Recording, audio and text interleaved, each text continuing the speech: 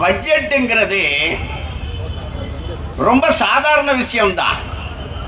அதெல்லாம் கல்யாணம் ஆன புதுசுல மாசம் மாசம் பட்ஜெட் போடுவேன்.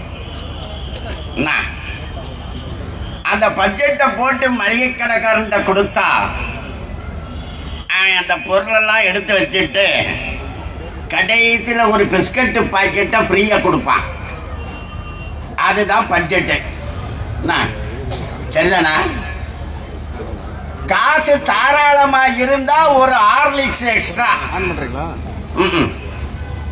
இல்லன்னா ஹார்லிக்ஸ் கட்டு. இதுதான் நான் போடுற பட்ஜெட். கல்யாணம் புதுசுல போடுவேன், நீங்களும் போட்டிருப்பீங்க. 4 வயசுல ஒரு குழந்தை இருக்கு, எல்கேஜி போகுது.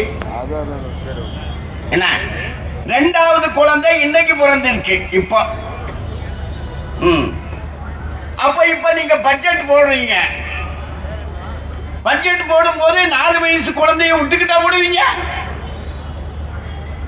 4 வயசு குழந்தைக்கு சேர்த்து தானே போடணும். இந்த ஒரு வருஷத்துக்கானது இல்ல பட்ஜெட்டுங்கிறது.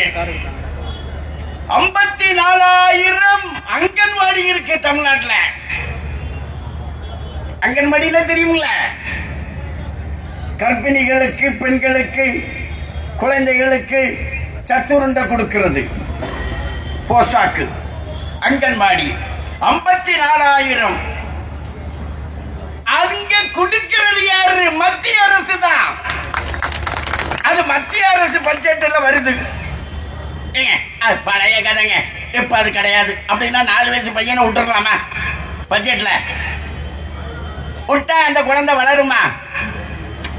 அந்த திட்டத்தை, துவக்கிய திட்டத்தை தொடர்ந்து நடத்தி கொண்டிருக்கிறது பாரதிய ஜனதா கட்சி. 35,000 ரேஷன் கடை இருக்கு தமிழகத்துல. 35,000 ரேஷன் கடையிலையும் அரிசியையும் பருப்பையும் கோதுமையையும் கொடுக்கிறது யாரு? பாரதிய ஜனதா கட்சி அரசு, மத்திய அரசு. இந்த பட்ஜெட்டில் அதுவும் தான் வருது.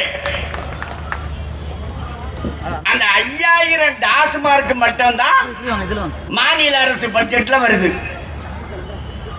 5,000 டாஸ்மார்க்ல தமிழ்நாடு வாழுதா? 54,000 அங்கன்வாடியிலையும் 35,000 ரேஷன் கடையிலையும் தமிழ்நாடு வாழுதா? ஏலம்மா வாழுது சொல்லுங்க. டாஸ்மார்க்லையா?